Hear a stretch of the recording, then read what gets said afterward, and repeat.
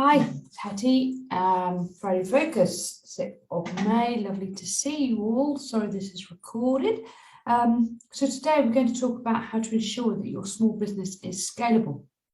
No small business wants to stay small for a bit forever. Well, it's unlikely anyhow. However, in order to grow, you need to ensure your company is scalable.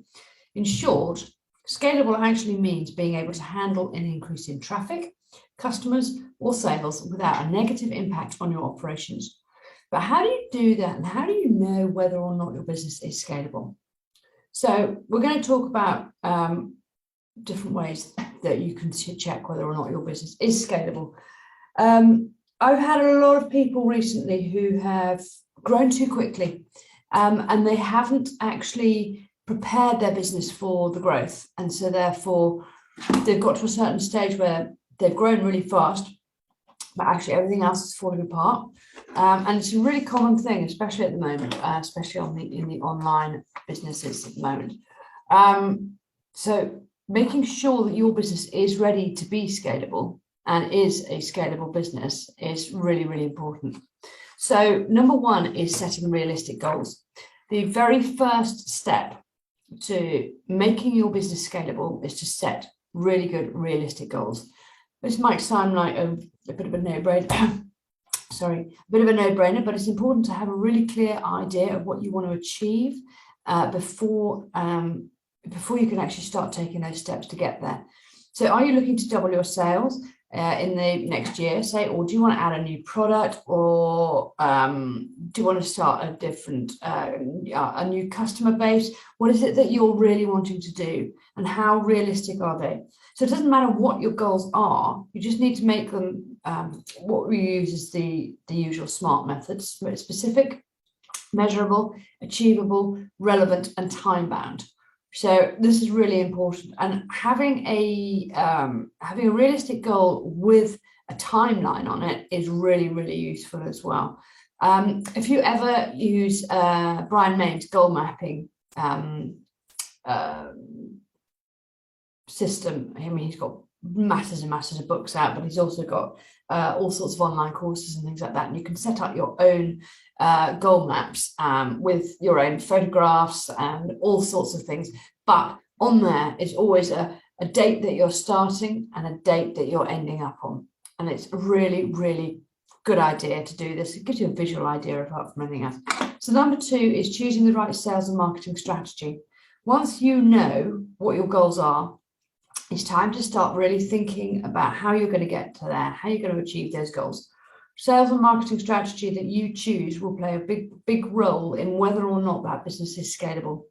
Without the right sales and marketing strategy in place, it's going to be really difficult to attract new customers and grow your business. So to choose that right strategy, you've got to understand your target market, your ideal customer. You need to know where they hang out, what they do, what they read, what they look at, everything. Once you're really clear on this, then you can start planning on how you're going to reach them. For example, if your target market is mostly active on social media, say Facebook, then you'll really need to focus your efforts on creating a really good Facebook presence. On the other hand, if your target market is mostly offline, then you're going to need to focus on things like print advertising and PR. No matter what sales and marketing strategy you choose, make sure it's the one that can be easily replicable, so that when you do scale, you can take it wherever you need to. So number three is preparing for demand before it arrives. This is very, very important.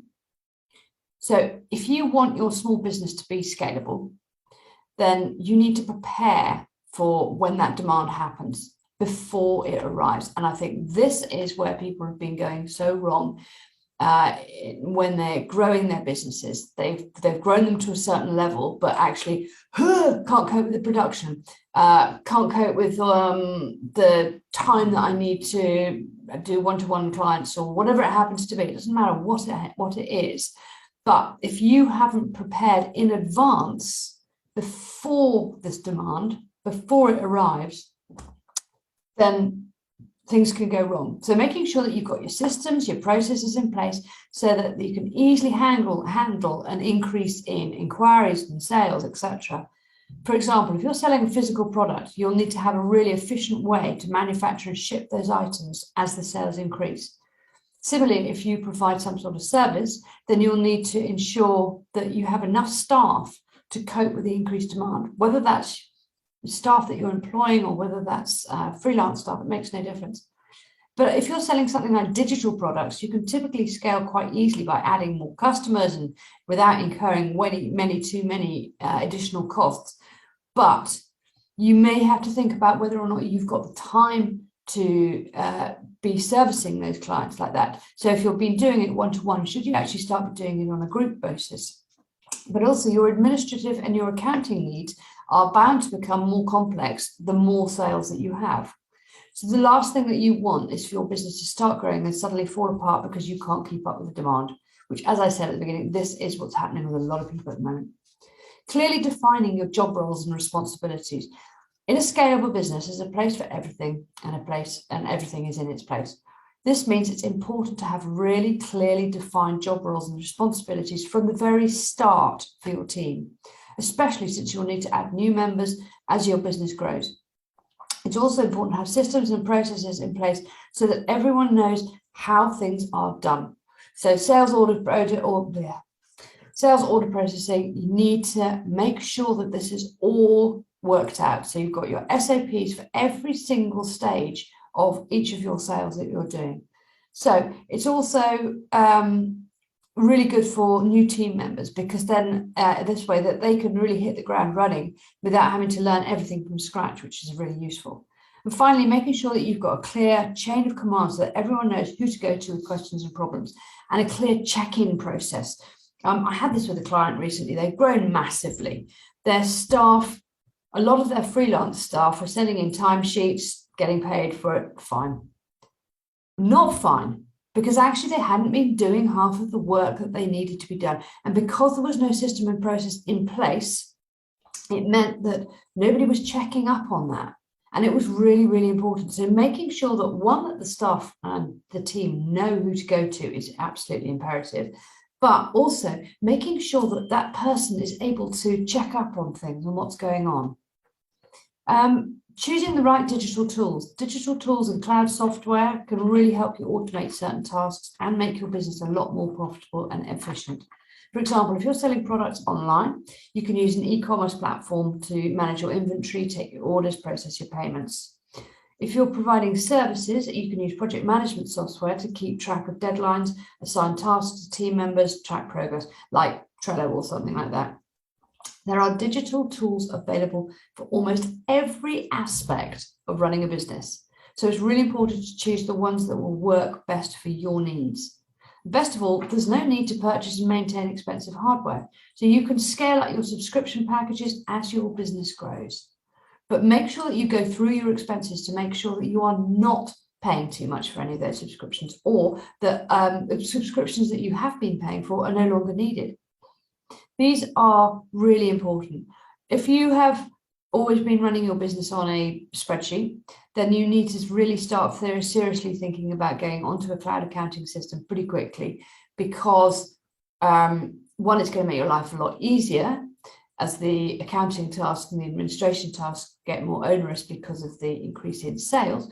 But two, when HMRC bring in the Making Tax Digital for self-employment, which is coming in very soon, you're going to have to send in a quarterly report, a bit like your tax return, but worse, apparently, to HMRC every quarter, and your end of year accounts and your tax return as well. So think about it. What else could you do? What digital tools could you use? Could you start getting up and running now so that by the time your sales have really increased, you know exactly how to use them? Not only that, your team do too. So having a scalable business is the key to long-term success. Even when you're just starting out, it's really important to set yourself up for growth so that you can scale up smoothly with minimal hassle and minimal disruption to your business, taking advantage of the lucrative opportunities as they arise. So if you need any help with this, please do come to me. I'm helping so many companies at the moment scale their businesses, work out where they are, what their structure is, how they're going to do it. and making sure their systems and processes are in the right place. If you need some help, please do come to me. Thank you. Bye.